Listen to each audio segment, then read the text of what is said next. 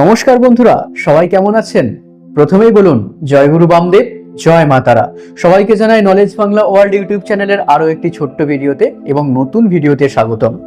অনেককেই বলতে শুনেছি যে ভগবানকে এত ডেকেছি, এত করেছি, তারপরেও ভগবান কেন সাড়া দেয়নি, ভগবান কেন মুখ তুলে চায়নি। যারা পাপী ভগবান তো তাদেরকেই আগে সাড়া দেয়। আপনার কথা শুনে তারা মাকে এত ডাকি, গুরু বামদেবকে এত ডাকি, তারপরেও তো আমার দুঃখের শেষ নেই। তাহলে সেই সমস্ত ব্যক্তিবর্গের জন্য আজকের এই ভিডিওটি আমি তৈরি করেছি।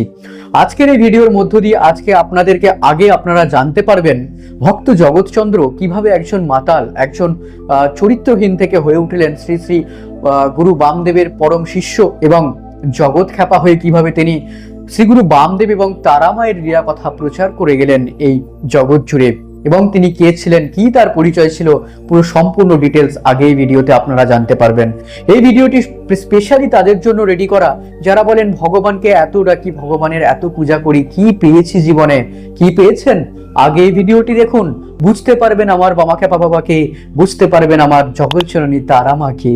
তার কৃপা অপার, আবারও বলছি তার কৃপা অপার। সেই ভিডিওর প্রথম দিন থেকে শুরু করে আজ পর্যন্ত আপনাদেরকে বলে আসছি শ্রী গুরু বামদেব বাবার কৃপা অপার। তাই সম্পূর্ণ জানতে এই ভিডিওটি দেখুন শেষ পর্যন্ত। যারা এই চ্যানেলে নতুন তারা চ্যানেলটি সাবস্ক্রাইব করে রাখুন, ভিডিওটি ভালো লাগলে লাইক করুন এবং শেয়ার করুন আপনার প্রিয়জনদের সঙ্গে। শ্রী শ্রী গুরু বামদেব বাবা এবং তারা মায়ের লীলা কথা প্রচার এবং প্রসারের জন্য আমার সঙ্গে আপনারা সাথে থাকুন। চলুন দেখে নিন।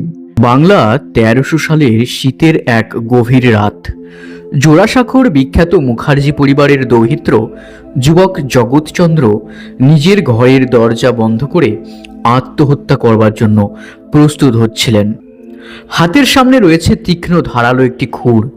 একটু পরেই এই খুরের সাহায্যে জগৎচন্দ্র গভীর আত্মগ্লানি থেকে, সীমাহীন দারিদ্র, অপমান, অপবাদ ও বিভৎস ক্লেদাক্ত রোগ থেকে চিরতরে মুক্তি লাভ করতে চেয়েছিলেন। এই খুরের দিকে তাকিয়ে জগৎচন্দ্র ভাবলেন, এই জগতে এই খুরই তার একমাত্র মুক্তিদাতা। তা না হলে সে কখনোই মুক্তি পাবে না এই অনাচার, অবিচার ও ব্যভিচারে পূর্ণ রোগ জর্জরিত দেহ থেকে। শেষ মুহূর্তে সে একবার শেষবারের মতো ভাবতে থাকে তার ছোট্টবেলার সেই সোনালী দিনগুলির কথা। ছোটবেলায় দাদামশাই ও দিদিমার আদরে, স্নেহে ও বিরাট ঐশ্বর্যের মধ্য দিয়ে জগৎচন্দ্র লালিত পালিত হয়েছিলেন। ইতিপূর্বে জগৎচন্দ্রের পিতা দ্বিতীয়বার বিয়ে করে দূরেও চলে গেছেন তাদের ছেড়ে। মাতৃহারা ও পিতৃস্নেহ থেকে বঞ্চিত বালক জগৎচন্দ্রকে তাই তার দাদু দিদিমা অপরিসীম স্নেহ ভালোবাসা দিয়ে লালন পালন করতে থাকেন। তাছাড়া তাঁদের অতুল ঐশ্বর্য জগৎচন্দ্রকে কোনো অভাব বেদনা কোনোদিনও অনুভব করতে দেয়নি। রাজ ঐশ্বর্যের মধ্যে সে বড় হতে থাকে ধীরে ধীরে। এই সময় হঠাৎ দাদামশাই ইহজগৎ ছেড়ে চলে যান। ফলে বিশাল ঐশ্বর্যের মালিক হলো কিশোর জগৎচন্দ্র। এই ঐশ্বর্যের প্রচণ্ড উত্তাপে ও সম্মানে ক্রমে দিশেহারা হয়েছিলেন জগৎচন্দ্র। তখন সে তারুণ্যের দ্বার প্রান্তে। মাথার ওপর কোনো অভিভাবক নেই তার। বৃদ্ধা দিদিমা স্নেহে অন্ধ একবারে। আর তরুণ জগৎচন্দ্রের হাতে তখন অতুল ঐশ্বর্য। বুদ্ধি, চিন্তা ও ন্যায় অন্যায়ের অনুভব শক্তি তখনও তরুণ জগৎচন্দ্রের মধ্যে পরিণতি লাভ করেনি। ফলে তখন সম্পূর্ণ অরক্ষিত এক তরলমতি তরুণ জগৎচন্দ্র। এর ফলে স্বভাবতই অসৎ সঙ্গের অভাব হলো না তার। কথায় আছে না যে যার যত সম্পদ যদি গুছিয়ে রাখতে পারেন তাহলে তার সম্পদ যতদিন থাকে ততদিনই তার বন্ধুও থাকে। সম্পদ শেষ ফুরলো তো সব ফুরলো। ঠিক তেমনি একদল সুবিধাবাদী মোসাহেব তার চারপাশে ভিড় করলো। ক্রমেই অসৎ সঙ্গে পড়ে সুরা সাকির মধ্যে ডুব দিলেন জগৎচন্দ্র।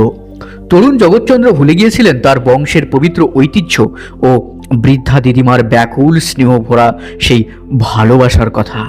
কিছুকাল পর দিদিমাও পরলোক গমন করলেন। জগৎচন্দ্রের যেইটুকু দ্বিধাদ্বন্দ্ব ছিল দিদিমার মৃত্যুতে তাও চলে গেল। যুবক জগৎচন্দ্র পরিপূর্ণভাবে নিজেকে ভাসিয়ে দিয়েছিল সুরা ও নারীর পঙ্কিল স্রোতে।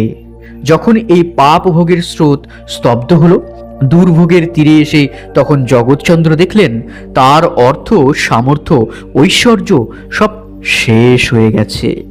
অকালে যৌবন বিদায় নিয়ে গেছে ব্যভিচারের ভয়ঙ্কর তাড়নায়। যাবার সময় এই ক্রুদ্ধ যৌবন তাকে দিয়ে গেছে সর্বাঙ্গে কুৎসিত রোগের ভীষণ প্রাচুর্য আর প্রবল দারিদ্র্যের অশান্তিপূর্ণ ঐশ্বর্যময় এক জীবন। তার সাথে অন্তহীন অখ্যাতি, অপমান ও ঘৃণার কালিমা যুক্ত হয়েছে। গভীর আত্মগ্লানিতে জগৎচন্দ্রের মন ভরে গেল। অত্যন্ত তিক্তভাবে উপলব্ধি করেছিলেন তিনি এই দৃশ্যমান জগৎ সংসারকে।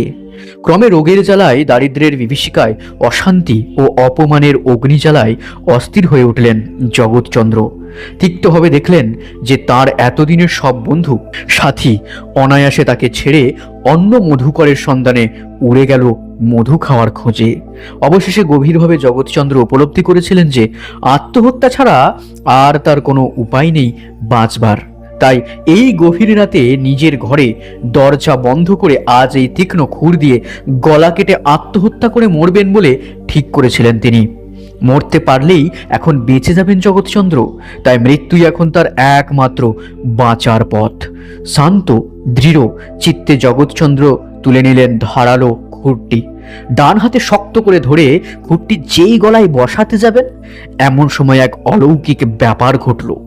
জগৎচন্দ্রের খুরসহ ডান হাতটি বজ্র মুষ্টিতে চেপে ধরলেন এক বিরাট পুরুষ। মহাবিস্ময়ে হতবাক হয়ে জগৎচন্দ্র তাকালেন সেই বিরাট পুরুষের দিকে।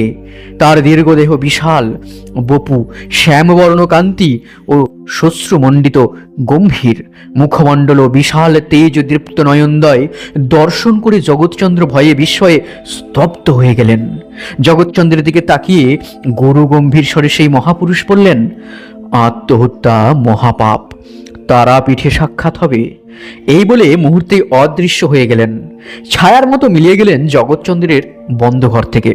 জগৎচন্দ্র এই মহাপুরুষের দিব্য দর্শন ও স্পর্শন লাভ করে এক স্বর্গীয় আনন্দে বিহ্বল হয়েছিলেন। তার মতো মহাভোগী ও মহাপাপীকে যিনি কৃপা করে বাঁচালেন, সেই কৃপাসিন্ধু মহাপুরুষের কাছে যাওয়ার জন্য তিনি এবার অধীর হয়ে উঠলেন। জগৎচন্দ্র জীবনে কখনোই তারাপীঠের নাম শোনেননি, বামাখ্যাপার নাম তো নয়। জগৎচন্দ্রের শোনবারও কথা নয়। এতদিন তো তিনি ছিলেন ভোগের ঘোর নরকে, তাই নরকে বাস করে কি আর স্বর্গের সন্ধান রাখবেন? এটা কি হয় বন্ধুরা? আপনারাই বলুন নিচে কমেন্টে। তাই ভোগের রাজ্যে বসবাস করে ত্যাগের অমৃত আস্বাদ কোনোদিনই পাওয়া যায় না, তাই না? পরের দিন ভোরবেলা ঘর থেকে বের হয়েছিলেন জগৎচন্দ্র। সেই মহাপুরুষের অলৌকিক পরশে তার মহাপাপ জাত দুঃসহ রোগ যন্ত্রণা সব মিলিয়ে গেছে গত রাতেই। সম্পূর্ণ সুস্থ এখন জগৎচন্দ্র। জগৎচন্দ্র নবজীবন ফিরে পেলেন। মহা উৎসাহে তিনি তারাপীঠের সন্ধানে নিলেন। মহা উৎসাহে তিনি তাই তারাপীঠের সন্ধান নিয়েছিলেন।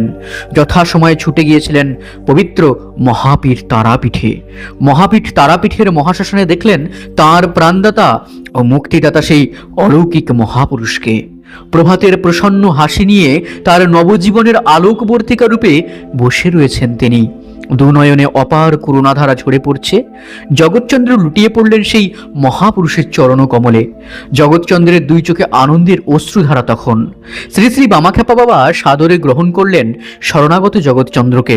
জগৎচন্দ্র জানালেন যে এই মহাপুরুষ ভারত বিখ্যাত মহাসাধক আর কেউ নয়, তিনি হলেন মহাযোগী শ্রী শ্রী বামাখ্যাপা বাবা, তারাপীঠের সচল ভৈরব, তারাপীঠের শিব।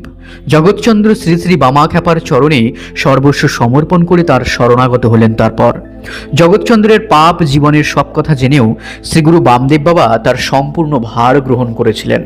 সব দিয়ে সব পেয়ে পূর্ণ হয়েছিলেন মহাসৌভাগ্যবান জগৎচন্দ্র। সম্পূর্ণ সমর্পণ ও শরণাগতির দ্বারাই কেবল এই পূর্ণতা লাভ করা সম্ভব। জাগতিক জগতের কলঙ্কিত চন্দ্র থেকে মুক্তি লাভ করে জগৎচন্দ্র আধ্যাত্মিক জগতের ভক্তির পূর্ণ চন্দ্র হয়েছিলেন। তারপরে শ্রীগুরু বামদেব বাবা জগৎচন্দ্রকে শুদ্ধ সংস্কার দিয়ে কয়েকদিন কাছে কাছে রেখে তার দুর্লভ দিব্য সঙ্গ তাকে দিয়েছিলেন। তারপর আবার জগৎচন্দ্রকে কর্মজগতে পাঠিয়েছিলেন। কিছুদিনের মধ্যেই জগৎচন্দ্র পুনরায় তারাপীঠে এসেছিলেন।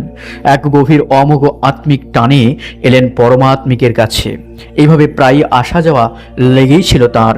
তারপর একদিন শুভলগ্নে শ্রীগুরু বামদেব বাবা প্রিয় শিষ্য জগৎচন্দ্রকে কৌল সন্ন্যাস দিয়ে তারামায়ের অমৃত সাগরে স্নান করিয়ে দিয়েছেন। হয়েছিলেন। দিব্য জীবনের অধিকারী হয়ে জগৎচন্দ্র তারা নাম গানের সুধাসাগরে ডুবেছিলেন। তারপর থেকে জগৎচন্দ্রের সঙ্গীত প্রতিভা ধীরে ধীরে তার নাম গানে পরিস্ফুট হলো পদ্মপাপড়ির মতো। তারা নামে, তারা ধ্যানে, স্মরণে, তারা মননে, তারা জ্ঞানে ও তারা ভাবে বিভোর হয়ে জগৎচন্দ্র ক্রমে ক্রমে তারাময় হয়ে উঠেছিলেন। সাধারণ লোক জগৎচন্দ্রের এই অপার্থিব অমৃত রূপ উপলব্ধি করতে না পেরে তাকে পাগল বা খ্যাপা বলতেন।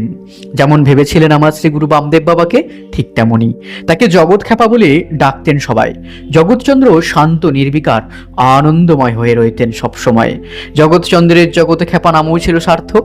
যারা গুরু তারামায়ের অভেদ রূপ স্বয়ং বামা খ্যাপা এবং যিনি গুরুর কৃপায় জগৎ জুড়ে জগৎ জননী তারামাকে দর্শন করে আনন্দে পাগল হয়ে রয়েছেন, তার নাম তো জগৎ খ্যাপা হওয়ায় স্বাভাবিক, তাই না বন্ধুরা?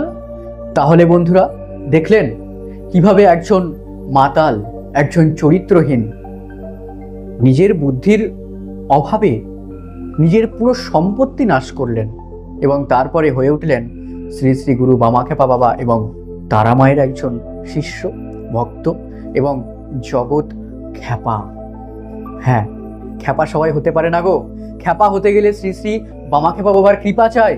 আজকের এই ভিডিওতে আমি আবারও আপনাদেরকে জানাচ্ছি, আমার মাথায় যিনি সর্বদা বিরাজ করেন তারামা এবং শ্রী গুরু বামাখ্যাপা বাবা, তারাপীঠে গিয়েও যারা বলেন তাদের দর্শন আমরা পাই না, তাদের আমরা ফিল করতে পারি না, তাদের অনুভূতি পায় না, তারাপীঠে কিচ্ছু নেই। এই ভিডিওটি তাদের জন্য তৈরি করা। আমি পেয়েছি, আমার মতো আরো অনেক ভক্তরা পেয়েছে। আমার গুরুদেবকে ডাকতে গেলে কি দিতে হবে? হাজার হাজার টাকা, লাখ লাখ টাকা সোনার গয়না নয় গো। আমার গুরুদেবকে ডাকতে গেলে মাংস, মাছের বা নিরামিষ আমিষের মধ্যে কোনো বিভেদ নেই। আমার গুরুদেবকে ডাকতে গেলে তাকে সাড়ম্বর দিয়ে পূজা করতে হয় না। আমার গুরুদেবকে ডাকতে গেলে কি লাগে জানো? অন্তরের স্বার্থ যে হীন ভক্তি, সে ভক্তিটুকু লাগবে, আর কিচ্ছু লাগে না। সুরা, যেটা আমরা বাইরে বাহ্যিক সুরা পান করে থাকি, সেই সুরা নয়। আমাদের ইরা এবং পিঙ্গলার মধ্য দিয়ে যে সুষুমনার মধ্য দিয়ে যে সুরা যাচ্ছে, আমাদেরকে সেই সুরা পান করতে হবে। তবেই আমরা তার অনুভূতি, তার অনুভব এবং সেই আলো বা সেই জ্যোতি আমরা প্রত্যক্ষ দর্শন করতে পারবো। সমস্ত কিছু জিনিস সবার সামনে বলার নয়, তাই জন্য সবার সামনে বলা যায় না। অনেকেই কোয়েশ্চেন করেন, দাদা এই, দাদা সেই, আপনি কি এই, সব বলা যায় না। তাই আজকের এই ছোট্ট ভিডিওটি আপনাদের জন্য তৈরি করলাম। কেমন লাগলো এই ভিডিওটি? আরও যদি আপনারা নতুন এপিসোড পেতে চান তাহলে অবশ্যই নিচে কমেন্টে জানাবেন।